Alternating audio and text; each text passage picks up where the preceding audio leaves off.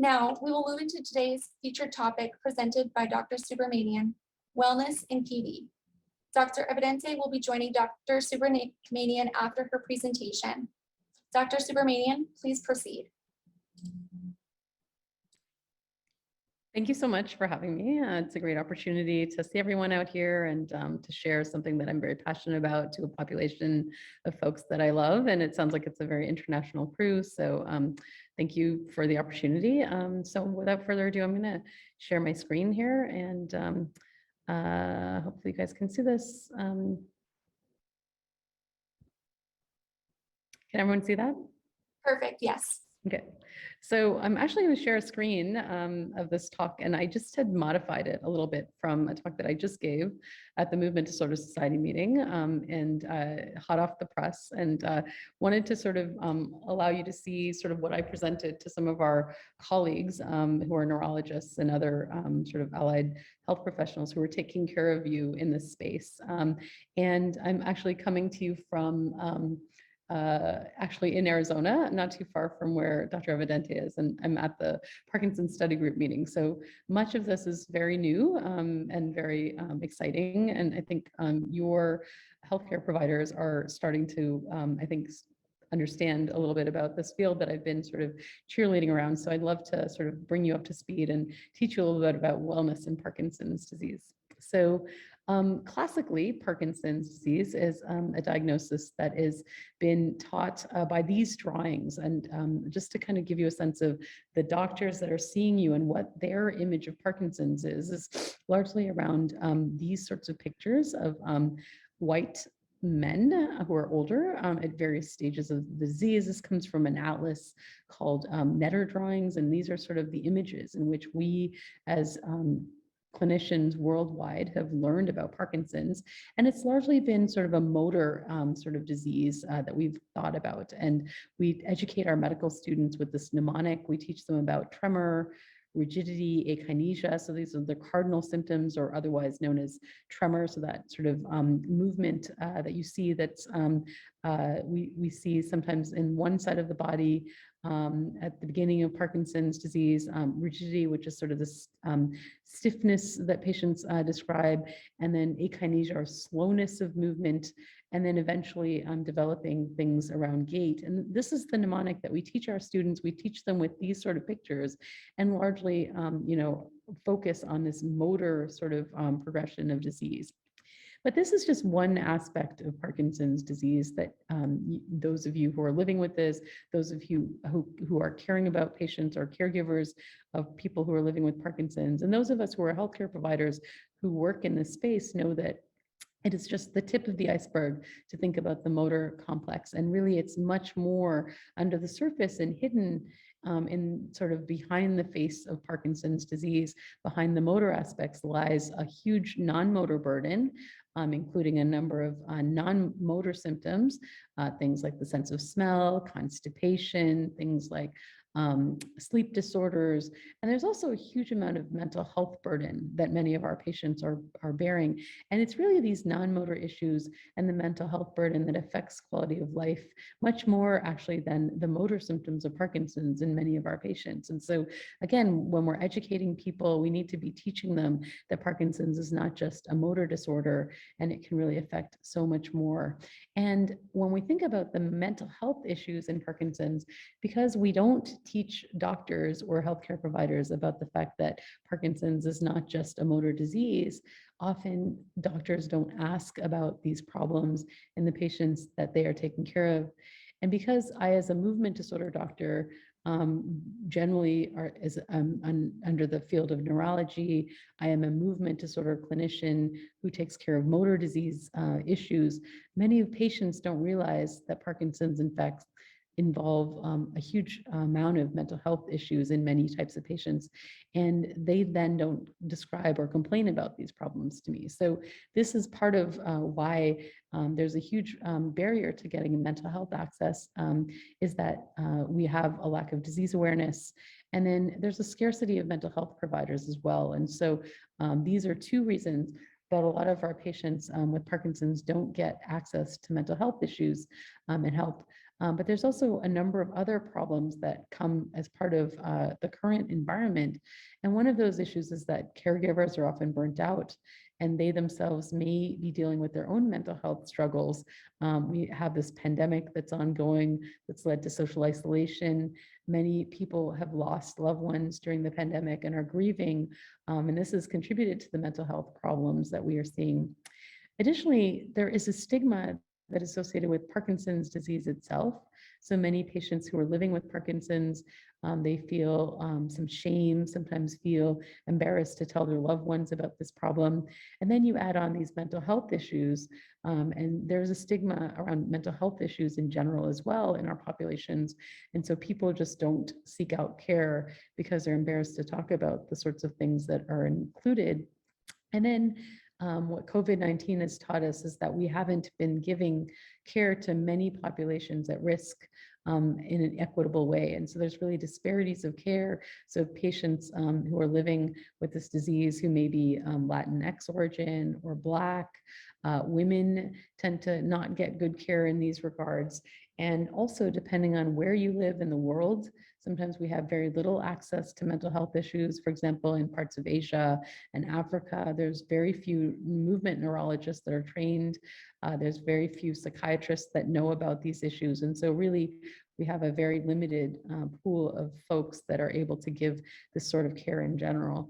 And so when we're talking about mental health issues, just to let you know, many people with Parkinson's, even before they ever get diagnosed with Parkinson's and the motor symptoms, are already dealing with certain types of issues that are part and parcel of the disease.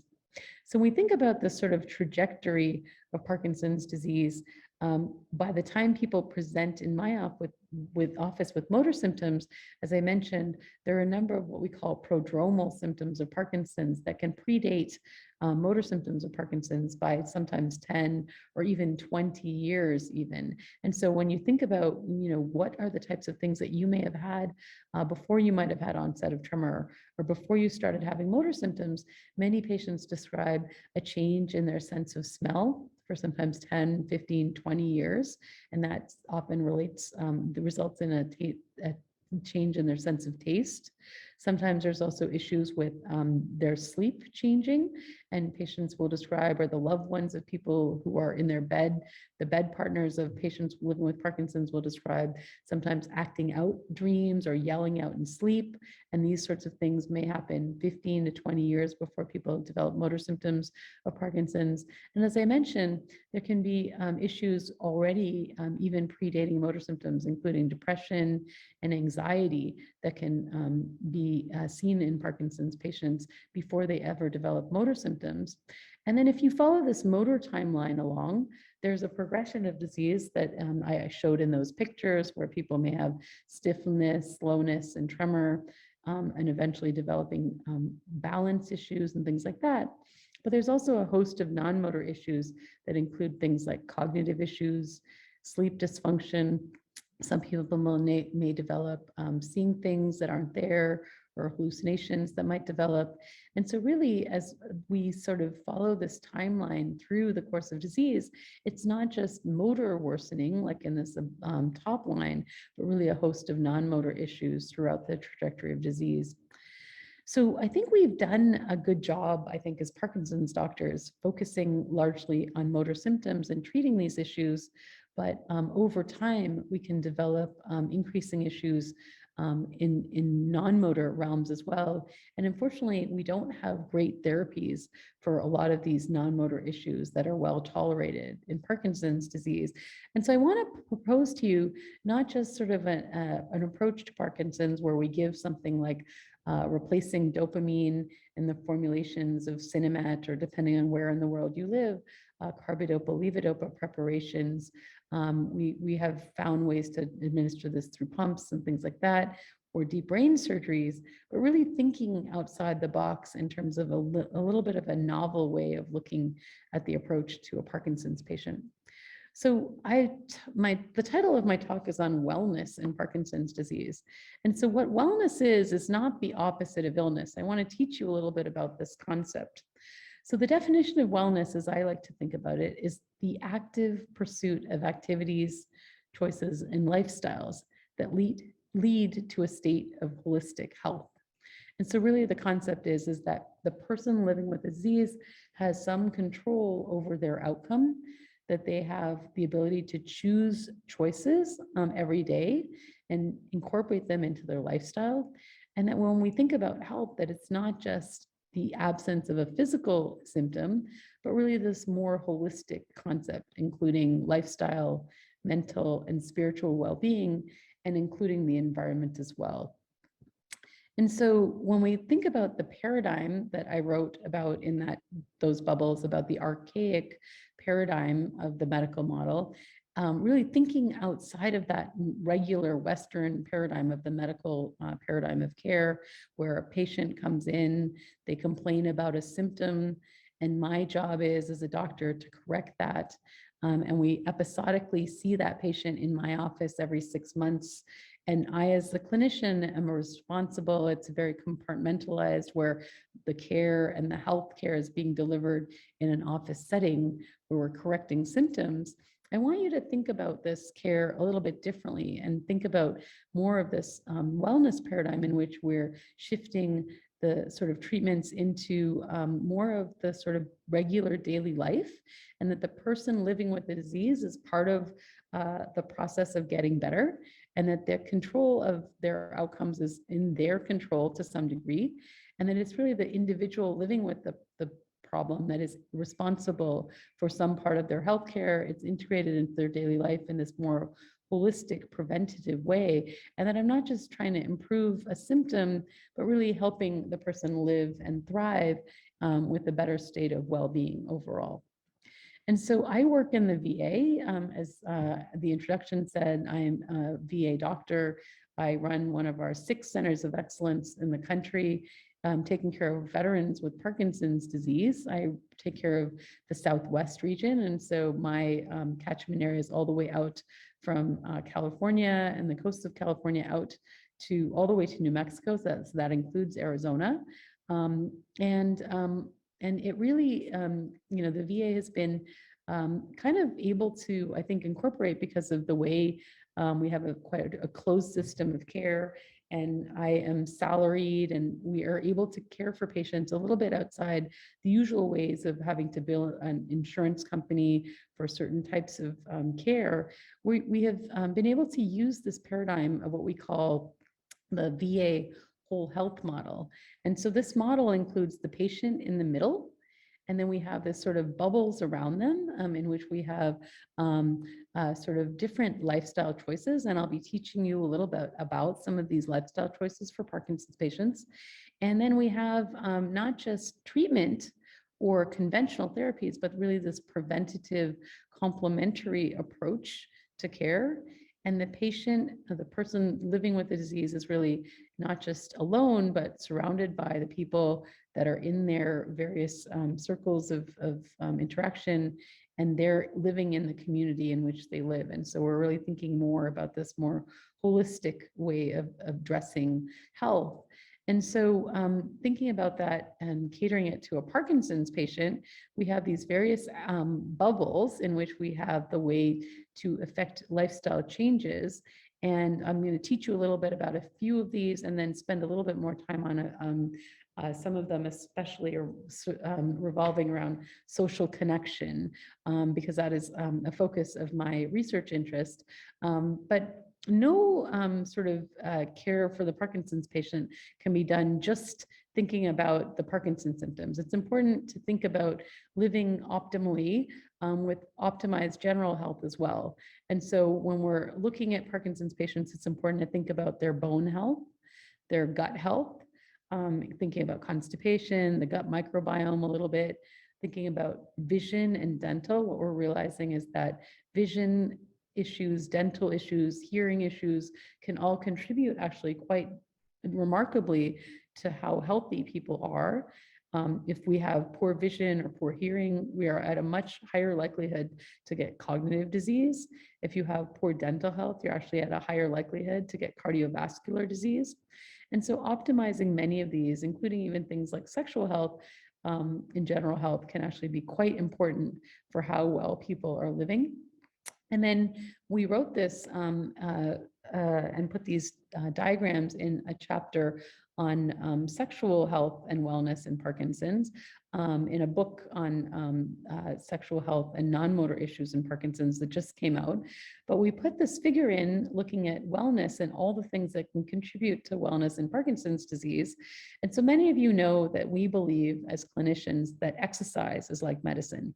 And so it's important to try to move your body and exercise every day. If you can, 30 minutes a day, at least 5 days a week, is somewhat of an exercise prescription that we give patients as almost as if it is medicine. The diet is important in Parkinson's disease. So diet that is largely whole food, plant-based. Mediterranean diet is like largely the one that we recommend. And good hydration is also key because many patients with Parkinson's are at risk for dropping their blood pressure or getting dehydrated. So drinking lots of water and lots of fresh fruits and vegetables if you can get it. Sleep is very important in a number of neurodegenerative diseases. Parkinson's disease patients do much better when they get a good night's sleep, as do all of us. And so 8 hours of consolidated sleep is optimal. As I mentioned, I have an interest in mind-body approaches, and I'll spend a slide or two on that, as well as this bubble here. We'll also be focusing on social connection.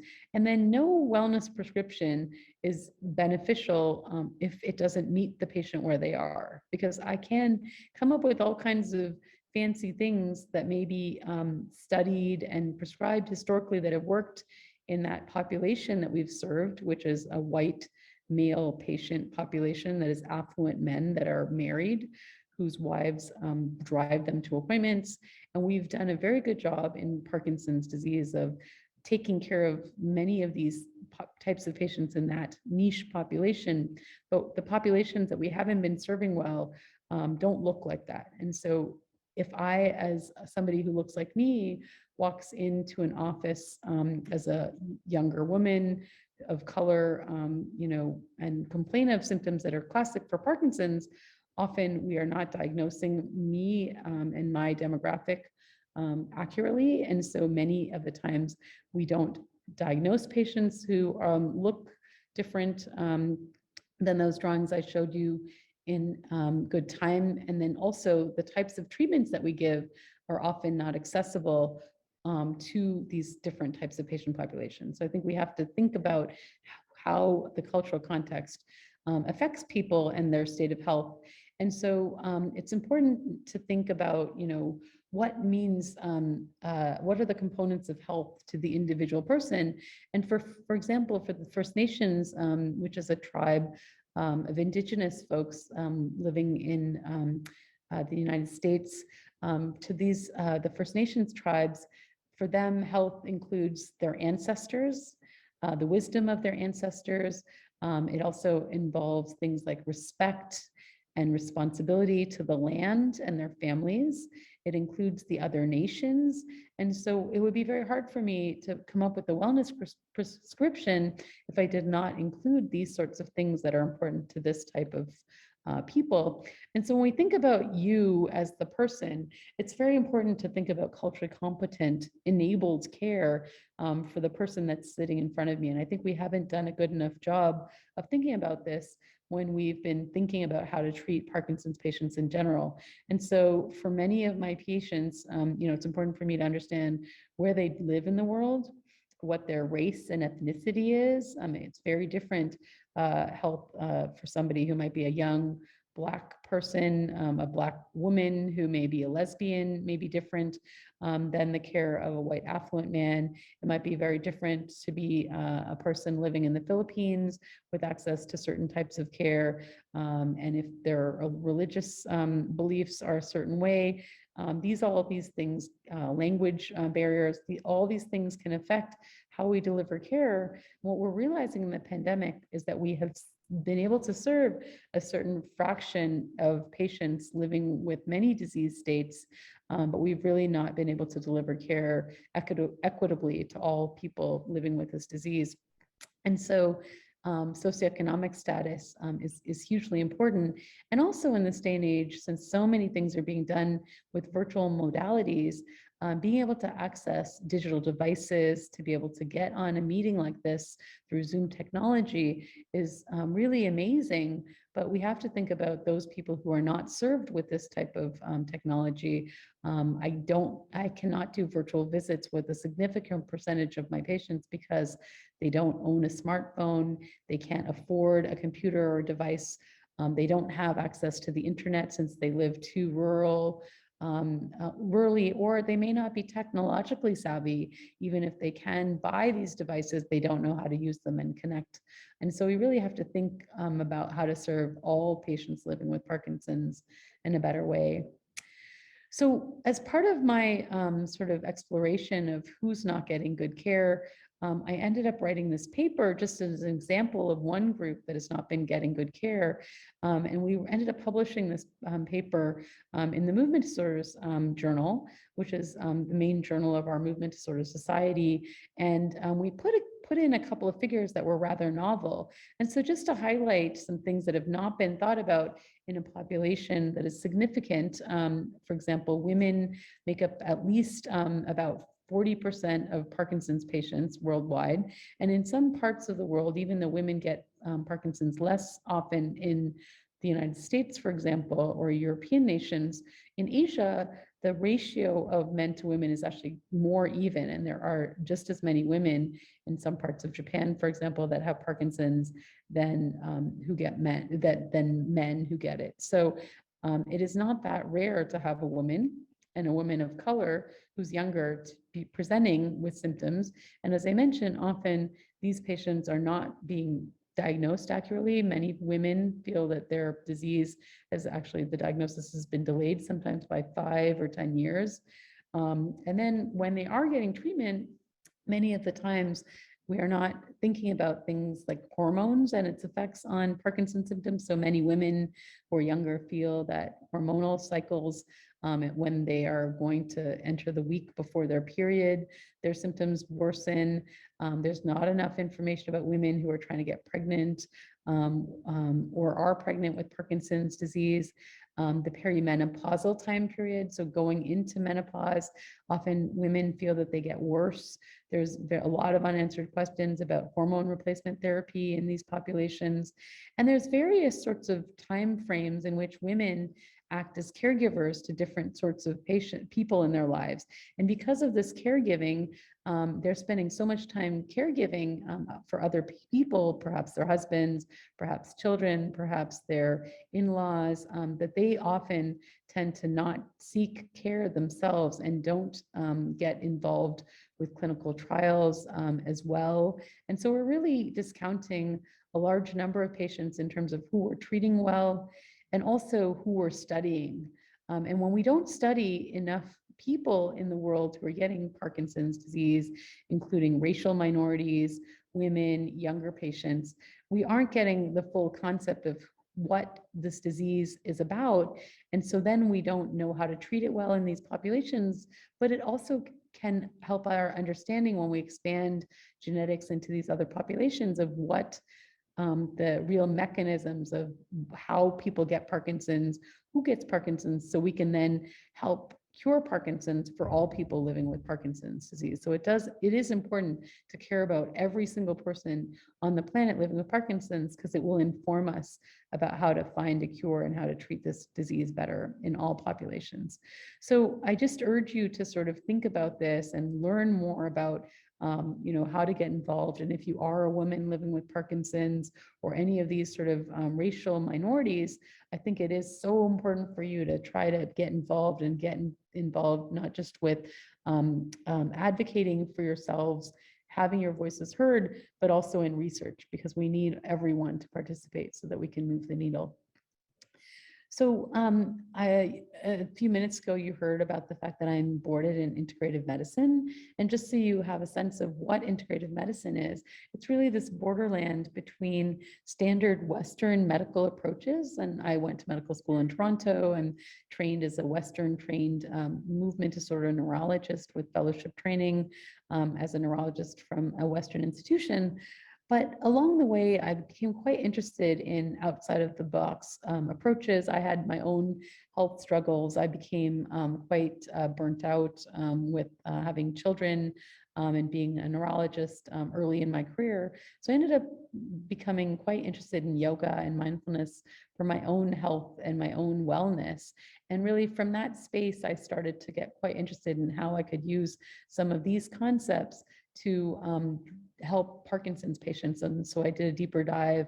I've gotten a lot of training now in some of these areas and have been participating in some fellowships recently that study this. And so it's been kind of a great ability to marry some of the Western medical sort of approaches with these sort of out of the box Eastern approaches, things like Ayurveda, traditional Chinese medicine, mind-body approaches to really help sort of approach Parkinson's patients with a more holistic sort of lifestyle-oriented approach. And I think it marries rather well with this World Health Organization's definition of health, which was defined in the 1940s as health is a state of complete physical, mental, and social well-being, and not merely just the absence of disease or infirmity. And so I think we've sort of, unfortunately, in the last 80 years, strayed away from this definition. And I think that integrative medicine is something that many clinicians are increasingly interested in. I gave this interview with Catherine Lefevre for Medscape Neurology, Medscape in general, and this was the most watched program of all of Medscape offerings in 2021 by neurologists. And so many of your providers are actually quite interested in some of this arena. And so, I would definitely urge you to speak to them about, some of what we're talking about today, because I think people are hungry to learn and are maybe more open-minded than you'd think about out of the box kind of approaches. So I showed you those bubbles. We talked a little bit about exercise and diet and sleep. And so one of these sort of approaches is to, in terms of wellness, is understanding sort of defining your goal of care as a patient. So it's important in that discussion to find out what brings you joy and meaning. And when I give these talks, I sometimes even give these types of talks to healthcare providers, and I ask people to sort of think about really what it is that defines health to them, what brings them the most joy and meaning. And often people have really, unfortunately, forgotten about what brings them joy. And so I urge you, while I'm talking, to think about that. Is it spending time with your grandchildren? Is it traveling? Is it enjoying dancing with maybe your loved one? What really brings you joy? And try to bring more of that. Because I think, we as doctors are not serving you well if we don't ask you these sorts of questions and help understand, what are the answers to this, and then try to help you with your quality of life and to bring more joy and meaning into your daily life. So another aspect of wellness is sort of this concept of mind-body approaches. And as you know, I've done some yoga teacher training. I've done some mindfulness training. And I think some of these words are very scary to many of our patients. They really find that, they can't see themselves sitting on a yoga mat or sitting on a cushion to try to meditate. And they really find this whole concept of mind-body approaches rather inaccessible. But I think that many of you are actually doing some of these approaches in your daily life and you just don't realize it. So really what we're trying to get people to do is disconnect from their sort of devices, get off their computers, get off their phone screens, and really think about these sort of approaches that allow them to get sort of into sort of more of a reflective, contemplative space. And so some of these sort of activities include things like prayer, for example, things like singing, dancing, playing music, doing art. When you get in the flow state of some of this, it can actually be very, very, therapeutic in the mind-body space. Even getting out in nature and connecting with perhaps plants in your garden, or getting out for a hike and getting around trees, maybe looking up at the night sky, gathering around a fire. Many of these things that we have gravitated to, in tribal sort of times in the past are really actually very therapeutic in these regards. There's also ways that we can do journaling, writing, things like that can kind of get us into these spaces, and even simple things like breath work. Sometimes these are actually very powerful as well. Taichi, if it's accessible to you. So all of these things count.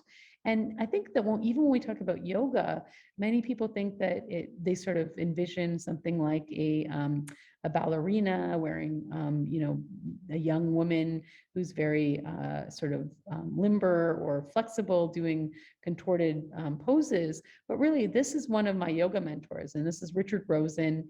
He has done amazing sort of teaching in breath work or pranayama. He's written books on the yoga of breath, and he's done some really remarkable sorts of things in the space. And he's an older patient, and he actually has been living with Parkinson's now for about 15 to 20 years. He's in his late 60s, and he's a masterful yoga teacher.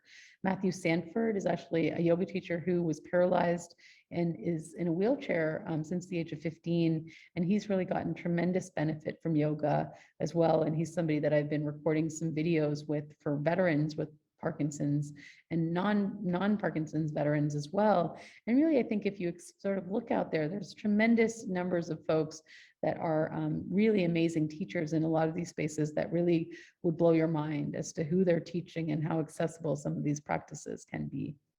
The reason I like yoga as not just an exercise per se, or just a mind-body practice, but it marries these two, is that yoga in essence has poses that can help with flexibility. Some of the poses, if you do them in a certain rate, can get you some cardio as well. It can work on balance. Parts of yoga can tap into breath work, and really marrying breathing, meditation, and movement is really what yoga is in essence. And then it also has a meditative component. And so there's a lot of this contemplative sort of reflection on the body and the mind, and can be very powerful. So I think yoga is something that I personally think is really magical for Parkinson's patients. There's some early studies now that are showing the benefits of yoga and meditation for anxiety and depression. So some of these non-motor and mental health issues in Parkinson's. There's also been some studies on Tai Chi in Parkinson's patients, and they've shown some benefits in both the motor as well as a little bit in the non-motor realms as well. And so I think there are a growing body of literature on evidence looking at these things. There's also growing bodies of evidence looking at diet, exercise. So many of these things are starting to amass more and more studies and benefits. And so I decided this year to work with the New York Zen Center in what we call a contemplative medicine fellowship. And what this is a deep dive for 30 colleagues of mine. And one is actually an internal medicine doctor living in the Philippines who joins us. It's an international crew. And we are looking at how mindfulness, meditation, and yoga, the principles of this can help us with approaches for our patients, as well as each other as healthcare providers, because many of us have had our own burnout, our own mental health struggles, our own sense of isolation during the pandemic. And I think a lot of the principles of this can help not just our patients, but ourselves and each other as healthcare providers. And so I'm about 9 months into this fellowship and have learned a lot. So switching gears a little bit to the focus of my talk now with regards to social connection, I wanted to teach you a little bit about this field of loneliness and Parkinson's, and how important it is to be socially connected. So we wrote this paper that was published in the Nature Parkinson's Journal in 2020. And this paper was entitled "A Synergy of Pandemics: Social Isolation is Associated with Worsened Parkinson's Severity and Quality of Life." And what we did for this paper, I ended up collaborating with a colleague of mine, Lori Mishley, who is a naturopath who's based out of Bastyr. And we were trying to look at what variables were modifiable for Parkinson's patients. So what are the types of things that people living with Parkinson's can do to change the outcome and improve their quality of life in their daily lives? And so we went into this with a sense that there is a known literature of how social isolation affects health. And we realized through this literature that social connection is a basic human need, just like food, water, and shelter, and that we have an increased need for social connection as we age, and that social isolation is a risk factor for a number of health outcomes that are poor in general populations. So it's worse than smoking a half a pack of cigarettes a day or being obese to be socially isolated. It is a risk factor in general populations that can affect your risk for heart disease, stroke, cancer, dementia, Alzheimer's disease. In veterans, being lonely is a risk factor for depression, anxiety, suicide, and substance abuse. And loneliness is actually very, very common. And even in the pre-COVID pandemic, there was some surveys that showed that 30 to 40% of elderly patients, just in general, of elderly people in general, reported being lonely. And being lonely in elderly actually puts you at a higher risk of dementia. So we had very little data on looking at the effects of loneliness in general in Parkinson's disease. So I've used two types of words here in giving this talk so far. One is the word social isolation, and then the second is that of loneliness. And so I wanted to take a minute to define these. So what social isolation is the lack of integration of people in their social environment. So I can measure you in your world, who lives with you in your home, who you may interact with. And that's what I can measure social isolation. But loneliness is actually this subjective feeling. It's this emotional state, which I can ask you about, in which you have a felt feeling of being socially isolated. And so really this sort of gap between the relationships that you want and the relationships that you have is really what is this sort of feeling of loneliness. And so in doing this research, I was quite impressed with a few things. So one is that loneliness can be felt in 3 spheres. And flipping it around, you can feel social connection in 3 spheres. And you actually need all 3 of these spheres of connection in order to not feel lonely. And so the first sphere is that of an intimate sort of partner that you have. It might be your wife, your spouse that lives with you at home. And that sort of connects you in this intimate sort of connection.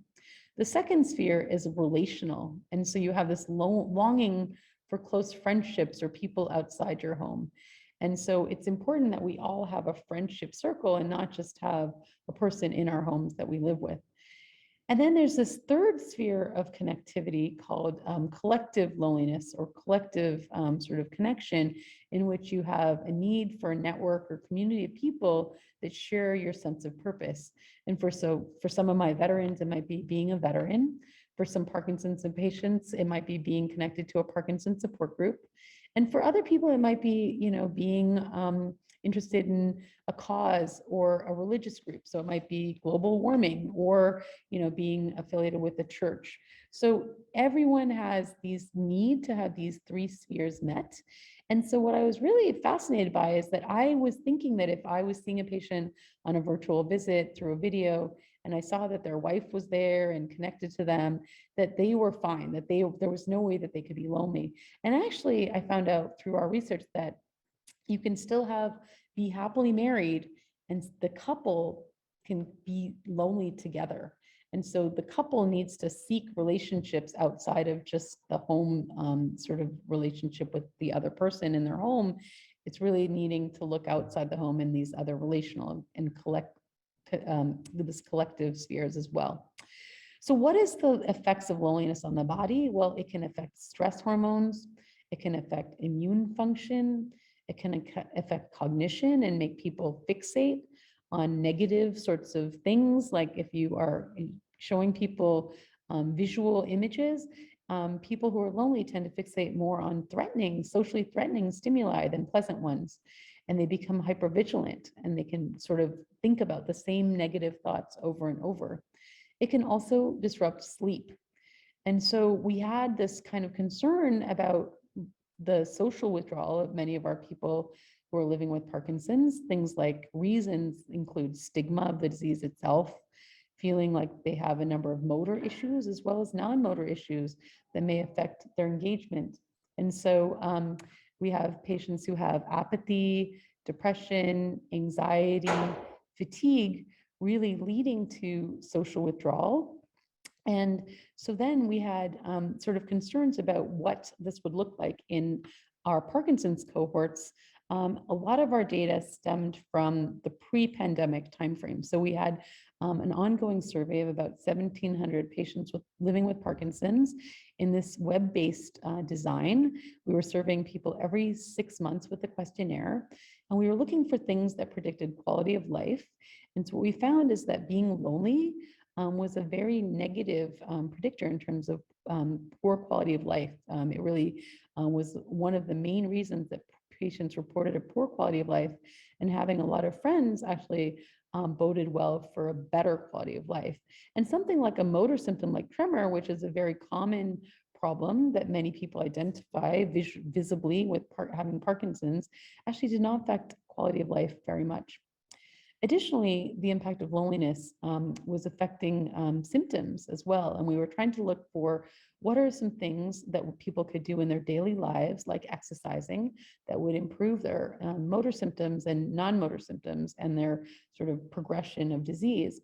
And so what we found in our data set was that exercising 30 minutes a day, 7 days a week, really benefited our cohort. And what we saw is that being lonely was as bad for you in a negative way as the beneficial effects of exercising 30 minutes a day, 7 days a week. And so you can imagine going into the pandemic, we were really concerned about patients who stopped exercising and were socially disconnecting, but thinking about this in a double benefit, not just a double whammy way. There are ways to engage populations of Parkinson's patients, keep them socially connecting as well as exercising. And so I think we've been trying to strategize as to how we can do this. Additionally, when you look at the lonely cohort of patients in our data set, we saw that loneliness was associated with a number of non-motor issues, especially mental health issues. So things like anxiety, depression and motivation, fatigue, all of these things were much more common in patients who were lonely. So this thin blue line, then this sort of shaded blue area, which are the not lonely cohort. And so we really see that the effects of loneliness affect patients more. They affect patients with worse quality of life, worsened motor and non-motor outcomes, but the non-motor outcomes seem to be largely in the mental health arena. And so really, we were really quite concerned about the synergy of 3 pandemics. We have increasing caseloads of Parkinson's worldwide. The loneliness pandemic, I told you 30 to 40% of people who were elderly populations were reporting loneliness before the COVID-19 pandemic, and then enter COVID-19. And really, this was beautifully captured here in this cartoon drawing, where some colleagues in the Netherlands wrote about the concern of social isolation, stress, and physical inactivity, leading to this downward spiral of symptoms and leading to more withdrawal. And what were the sort of possible things that we could intervene with were the things that I felt were important all along: socializing, mindfulness, and online workouts. So really an opportunity to think a little bit more globally about how we can access wellness in these populations. So I wrote a chapter with a colleague, and it's about the effects of isolation in people living with Parkinson's. And we see here Parkinson's cohorts throughout the world, and some larger cohorts. So there's 5,000 patients here that were reported in the pandemic living with Parkinson's. And in all these cohorts, largely non-motor symptoms and mental health areas increased. So anxiety, depression, apathy, all of these things seem to get worse during the pandemic. And so the concern was not to just talk about doom and gloom and this negative potential of social isolation leading to stress hormone, impaired immunity, worsened sleep, leading to worsened motor and non-motor issues, and then more mental health burden, then leading to more social isolation, but also thinking about how can we intervene. So I want to teach you about something called social prescribing, which is this concept that I, as a doctor, can literally write a prescription for my patient living with Parkinson's who may be isolated to connect with social support in their community. And the National Health Service has had some of this already happening in the UK, where they have this concept of a clinician like me as a doctor referring patients to a link worker through a social prescribing prescription. And then the link worker living in the community, connecting the patient to various types of resources, things like religious, spiritual organizations, things like exercising, other sorts of things that are happening in the community. And so at the VA, we had a similar sort of intervention where volunteers that used to come into the VA were redeployed to call on patients who were lonely throughout the VA, lonely veterans who could be identified and referred to this program.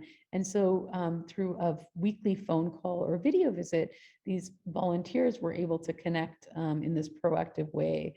So we described this in this New York Times article. I also did a TEDx talk about this. And so we've been talking to whoever will listen to us really about this concept of social prescribing. And I don't just talk this talk, but really I've been walking this walk since day one of the pandemic. I've been partnering with a support group that is online called the PMD Alliance. They're based here in Arizona. And we've been talking to and interviewing a number of thought leaders. We have about 110 of these interviews now, and we've been doing this live through this virtual modality. We do about one a month, but at the most we were doing one a week during the height of the pandemic, and really trying to connect our patients throughout the world, really, through this virtual support group.